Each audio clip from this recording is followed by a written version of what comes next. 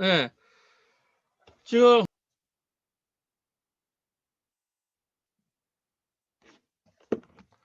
예, 빌립 집사님이 이 성령을 받아서 이제 나가는데, 이 스테판 집사님은 이런 회당에서 논쟁을 했는데 성령과 지혜가 충만해서 이 사람들이 감당을 못 합니다. 이 스테판 집사를. 그것이 바로 성령 받은 사람의 특징들이에요. 돌 맞으면서도 이 시대, 이제 시대는 우리가 건물에 갇혀 있는 시대가 아니라 밖으로 나가서 마을로 나가서 하나님의 말씀을 전해야 된다고 하는 것을 이 감당을 해내지를 못하는 거예요. 우리가 성령 받았다는 것이 바로 이런 것이에요. 어떠한 잘못된 생각을 얘기를 해도 이렇게 스테판 집사님도 돌을 맞아가면서 하나님의 나라를 증거하는 거예요. 그 다음에 빌립 집사는 6장에 나와서 두루 마을 다니면서 특히 사마리아 성에 이제 복음을 전파하기 시작한다는 거죠. 근데 이제 부활절 이후 이 35주년을 앞에 두고 교회 여러분들에게 말씀드리고 싶은 것은 다음 장 이승훈 목사님 다음 분. 예. 이제 코로나 이후에는 성령의 중심의 평신도 교회들이 등장할 텐데 이것은 뭐를 의미하냐면 이제는 숫자와 건물 중심의 그 교회를 넘어서서 성령의 시대가 열린다는 거예요. 그러니까 성령의 시대라는 것은 우리 성령을 하나님을 건물 안에 가둘 수 없다라는 거예요. 이것이 성령 운동에 가장 중요한 거예요. 그렇기 때문에 우리가 교회에서 열심히 모이는 것은 중요하지만 성령 받고 지역과 마을로 나가야 되는 거죠. 이러한 새로운 움직임이 이 바로 평신도들에 의해서 교육자가 아니라 주도돼야 된다는 거예요. 그래서 이게 성령 충만한 교회인데 이거를 스테판 집사는 평신도지만은 신학이 아주 분명했어요. 그래서 이걸 변증하다가 돌팔매를 맞은 거예요. 그 다음에 지금 밀집형 대형 교회가 요번에 그 코로나에 오면서 많은 이제 여러 가지 이 모이는 것이 문제가 되잖아요. 이제는 큰 교회 자체가 큰 것이 아니라 소그룹으로 모여서 즐겨 밖으로 나가면서 복음을 전파하는 소그룹으로 그러는 평신도의 시대가 열린다는 거죠. 다시 말해서 종교의 대형화, 상업화, 물질화해서 영성을 간주한 소그룹 공동체로의 급격한 전환이 이루어지고 사회 속에서도 교회를 향한 빛과 소금의 역할이 증대할 것이다. 이제 교회가 건물을 크게 짓고 모이기만 열심히 하는 것에 대해서 사람들이 좋아하지 않아요. 그 시대가 아니라는 거죠. 그래서 빛과 소금을 작은 무리로 해서 마을로 나가면서 그것을 감당하는 실천하는 그래서 종교의식이 아니라 삶의 예배로 예수 살기 삶의 현장에서 신정과 진정으로 드려지는 평신도의 중심으로 예배와 신앙과 선교 사역이 대전환이 가속되면서 코로나 이후에 새로운 신앙 형성이 탄생할 것이다라는 거예요. 이것을 바로 성령 충만이라고 하는 얘기예요. 무슨 이상한 거를 받아가지고 사람들을 현혹해가지고 오히려 사회를 혼란시키는 이러한 것이 성령이 아니라 이렇게 건물을 넘어서 지역사회로 마을로 나가고 소그룹으로 하면서 마을 곳곳을 돌보고 나누고 소통하고 그래서 학습공동체, 문화공동체, 복지공동체를 만들어나는 거. 이거를 성령 충만이라고 하는 줄로 믿습니다. 다음 장.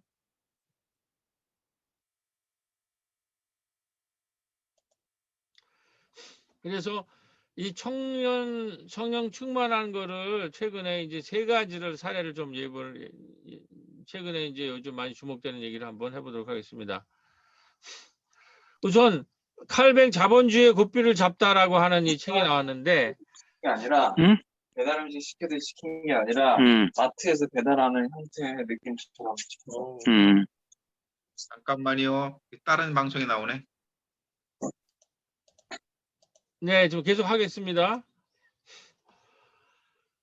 우리 장로교회 창시자 15세기 16세기의 이 창시자의 이 경제 사상을 보면은 지금 신자 유지하에서 소수의 부가 집중돼서 중산층이 붕괴되고 대부분의 국민들이 가난해져가는 이 현실에 대한 구체적인 대안이 이 우리 장로교의 창시자 칼뱅의 사상에 있다라는 것들이 이런 책으로 나왔습니다. 칼뱅 자본주의 고비를 잡다.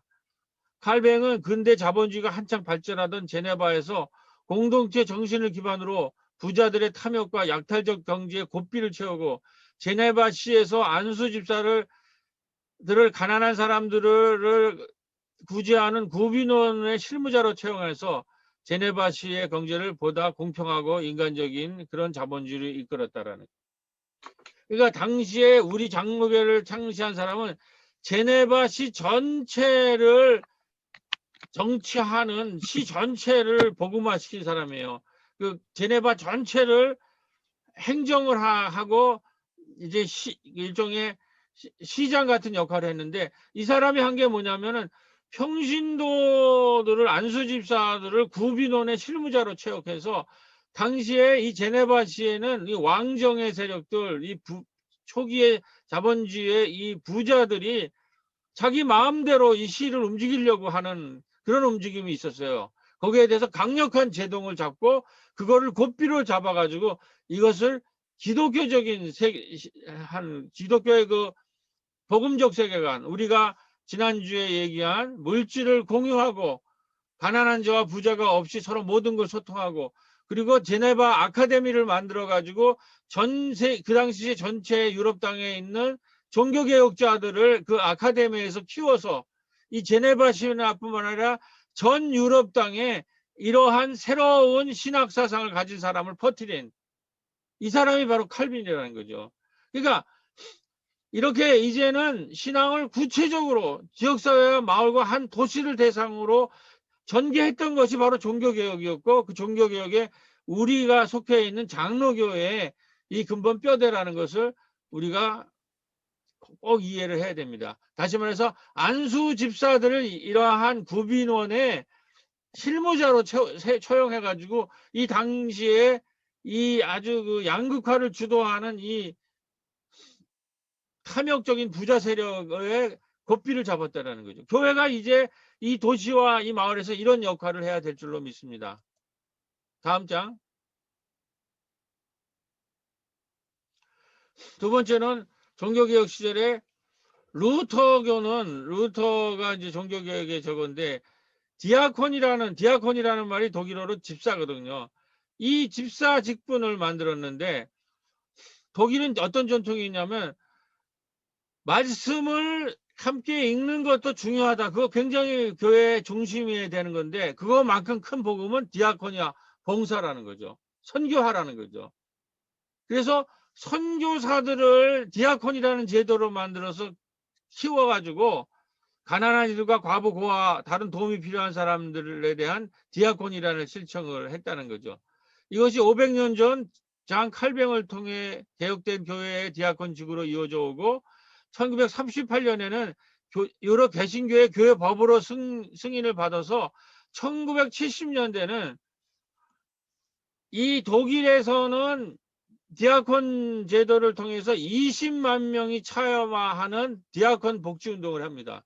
교회에 있는 디아콘 집사들을 20만 명을 후원해가지고 지원해서 이 사람들이 나라 곳곳에 사회복지사로 활동을 하게 되는 거죠. 근데 여기서 우리가 배워야 될 거는 이 디아콘은 정부의 막강한 지원을 받지만 정부에 예속되어 있지 않다라는 거죠. 자율권을 가져 있다는 거죠.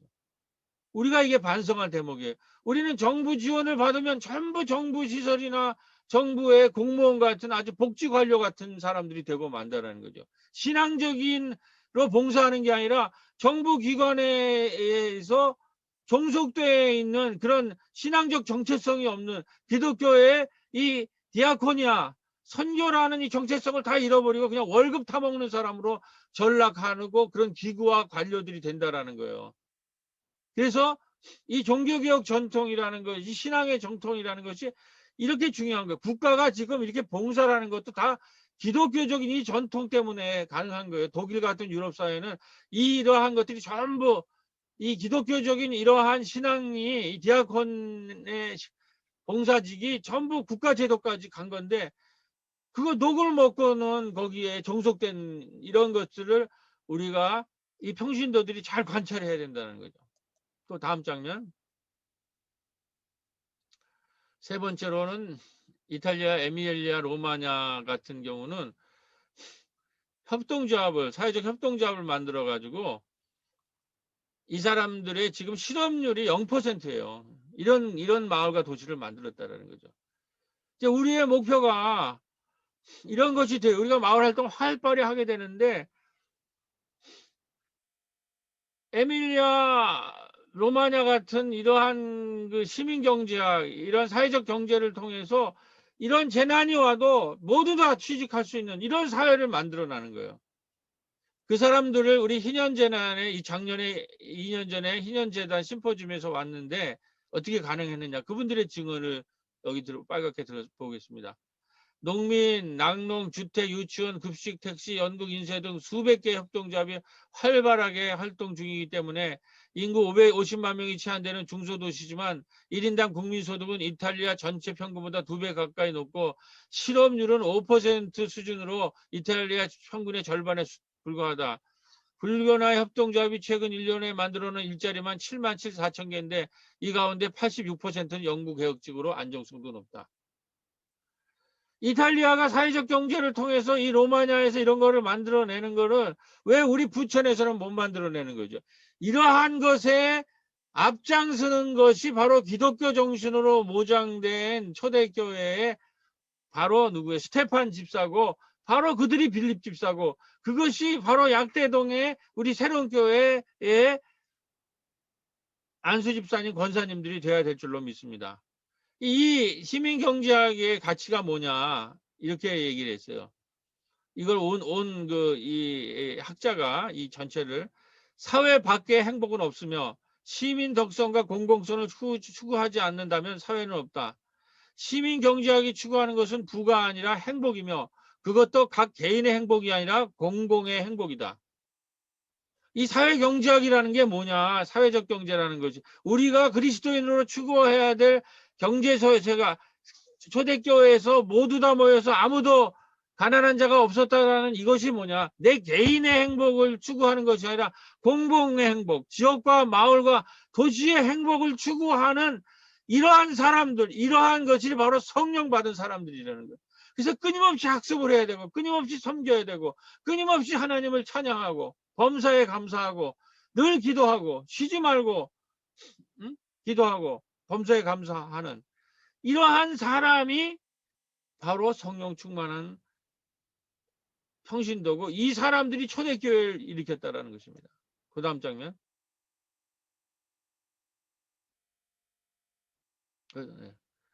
그래서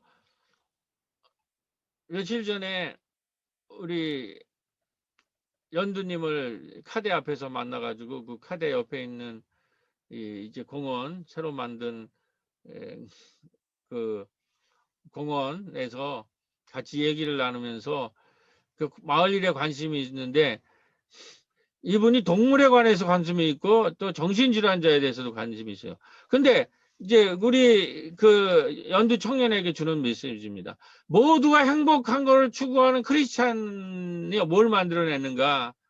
에밀리아 지역에서 에밀리아 로마냐에서 70여 개의 국립정신병원을 모두 폐쇄하고 7만 명을 각자를 다 지역사회로 흩어졌는데 지역사회가 다 감당해내야 되는 거죠. 마을에서.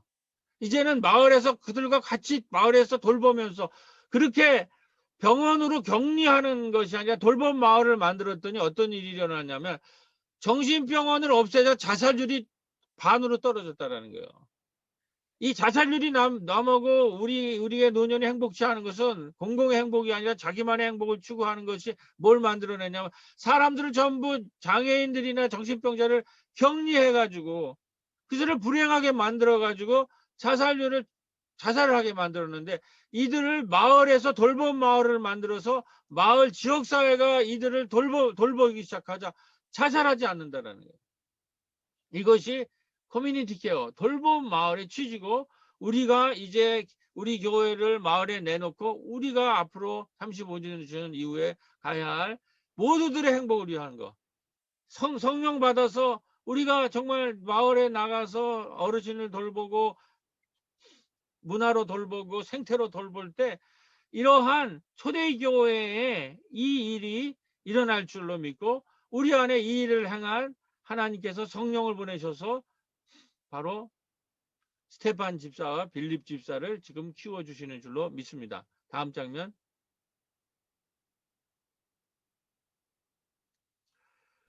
이번에 우리 의료복지사랑 희년재단에서 세미나가 있어서 임종환 교수님이 주재 강연을 하고 제가 논찬을 했는데 코로나 이후 신앙공동체는 한국사회 발전에 어떤 기여를 할 건가라는 임종환 교수님이 발표를 했는데 우리 동네뿐인데 참 들을만해서 다음 장면 한번 같이 이 얘기로 하면서 마무리를 짓겠습니다. 다음 장면. 아니 그 위에 뒷장면에 기독교인들이 생활하는 자리에서 하나님의 은혜를 드러내는 역할. 한국교회의 약점은 예배와 삶의 분리가 있다라는 거죠. 우리가 이 교회에서 예배드리고 말씀을 들은 대로 실천하지 않는 거예요. 그래서 사회에서 빛과 소금의 역할을 이어가면서 위상은 날로 추락하고 있어요. 이 성서가 말하는 건 뭐냐? 생활세계에서의 공공성, 시민사회 자율성을 회복해 사회적 약자를 돌보는 걸 해야 된다는 거죠. 교회는 하나님 나라 지역사회 돌봄이라는 선교적 사명에 따라서 기존의 선교 패러다임을 전환시켜야 한다. 교회의 양적 성장에만 매달 것이 아닌 한국 사회의 성숙한 사회를 나가게 하는 지도력을 발휘하게끔 질적으로 성숙한 교회로 나가야 한다. 하나님의 정의가 실현되는 사회로 지속 가능한 사회, 소외가 배제가 없는 사회, 민주주의가 살아오는 움직이는 사회로 기여를 해야 된다. 예배 때 우리가 이 말씀을 들으면 실제로 현장에 나가서 스테판 집사가 뭐예요? 하나님 성령은 회당 안에 갇혀 있을 수 없다라는 거죠. 이 마을로 지역으로 나가서 팽산의 백성들을 구원하는 역할을 해야 된다는 거죠. 근데 이 일을 하지 않는다는 거예요. 소금과 빛의 역할을 잃어가면서 짓밟히고 있다는 게 한국교회. 그 다음 장면. 그래서 임종환 교수님은 평신도 리더십을 육성하지 않는 한 이 문제를 해석을 할 수 없다. 교육자만 아무리 알고 있고 교육자 혼자서 어떻게 마을을 우리가 돌보냐 말이죠. 그래서 평신도 리더십을 키워가지고 건강문화 생태 리더와 공유경제 리더를 육성해야 된다. 이건 제 말이고 평신도 리더를 육성한 것에 임종환 교수의 육성을 제가 얘기해보면 임종환 교수님 자체가 평신도예요. 아주 훌륭한 평신도라고요. 이러한 사람들이 우리 이 지역사회, 우리 사회 전체에 나와야 된다는 거죠. 교회에서 사회 변화에 평신도 리더를 육성에 실패, 사회에서 빛과 소금의 역할을 감당할 평신도 사회적 역할과 책임에 대한 구체적인 지침과 전략의 부재, 구체적으로 어떻게 지역을 변화하고 사회를 변화시키고 마을을 변화시킬까에 대해서는 그런 전략은 없고 뭐 성경 말씀 열심히 읽으십시오. 기도 열심히 하십시오. 하나님 따라 살아야 돼. 그런 얘기만 100년, 100말, 100년 해야 아무런 변화가 없는 거라는 거죠. 삶을 통해 하나님의 의의를 드러내는 사례 발굴이 절실하고 기독교 사회운동이 발전하기 위해선 평신도 리더십의 발굴이 매우 중요하다. 그러면서 이 새로운 교회 같은 이 사례가 계속 퍼져나가기를 원한다. 이런 얘기를 많이 하셨어요. 자, 이제 마무리 짓겠습니다.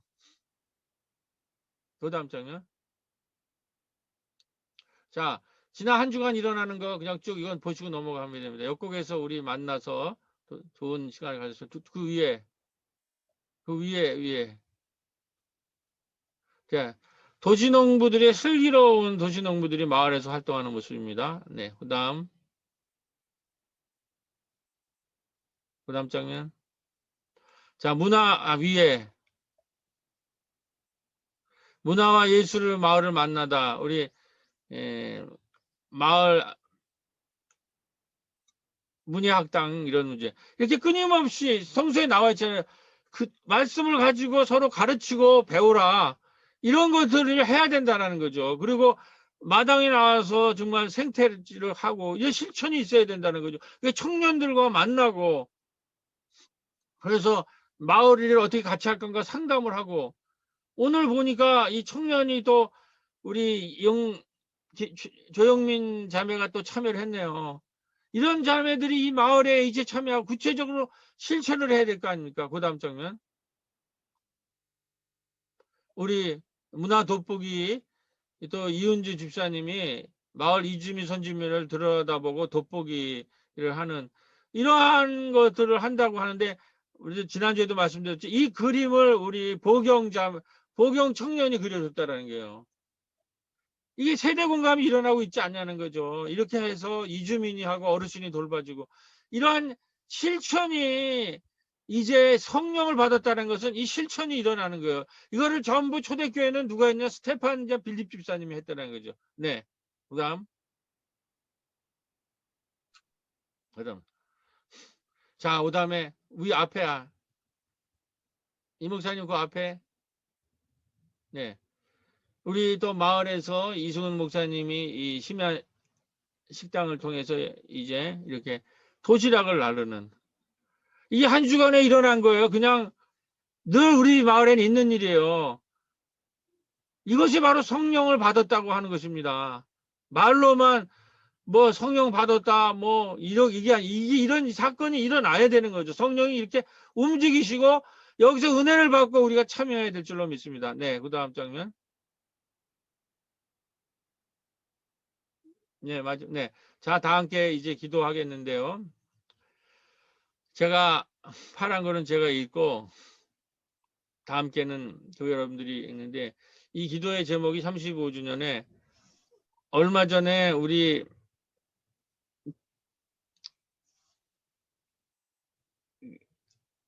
김현자 권사님이 어느 뭐 신문사에 와서 인터뷰를 한 모양이에요. 그 인터뷰 제목이 내가 여기 지금 양태동의 마을 공동체 운동이 부천 전역으로 확산되길 기도드립니다. 제가 이 오늘 설교 준비하면서 이 초대교회가 스테판 집사와 빌립 집사를 통해서 예루살렘과 온유다와 사마리아 땅끝까지 이 성령을 통해서 복음이 전파되는 것을 보는데, 그 인터뷰 제목이 이렇게 딱 들어가요. 마을 공동체 운동이 부천 전역으로 확산되길. 그러니까 지금 제가 설교 준비하면서 그 제목을 어떻게 받아들였냐면, 우리 권사님이 스테판 집사와 빌립 집사가 하는 얘기를 하네. 이게 바로 1장 8절의 얘기예요. 제일 유명한 사도행전의 주제. 성령을 받으니 너희들이 예루살렘과 온유다와 사마리아 땅끝까지 복음의 증인이 되리라. 약대동 마을 공동체 운동이 부천 전역으로 확산되길. 이게 뭐가 다릅니까? 우리가 35년을 기다리면서 이제 기도로 들어가겠습니다. 우선 제가 읽고 여러분 다 함께 이제 마이크를 풀기 시작해 주시기 바랍니다. 빨간 거는 같이 읽겠습니다. 우리 교회 집사님, 권사님들이 그동안 약대동에서 지옥 선교로, 중보기도와 마을 신방으로 새로운 교회에서 갈고 닦은 신앙이 마을 속에 전개되기 시작하자 마을 곳곳에서 서로 식탁을 펴고 음식을 나누고 서로 위로하고 격려하고 응원하는 마을 이야기가 전개되면서 마을 곳곳에서 성령의 역사가 일어나가 있음을 우리는 믿습니다. 우리는 이 약대동 이야기가 초대교회 스테판 집사님이 회당에서 박해당할 때 지혜와 성령으로 말하므로 저희가 능히 감당치 못하여라는 말씀처럼 교회라는 건물을 넘어 예루살렘과 온 유다와 사마리아와 땅끝까지 퍼져나가는 성령의 역사로 전환되기를 함께 기도드립니다. 다 함께 다 같이 마이크를 푸시고 시작하겠습니다. 시작.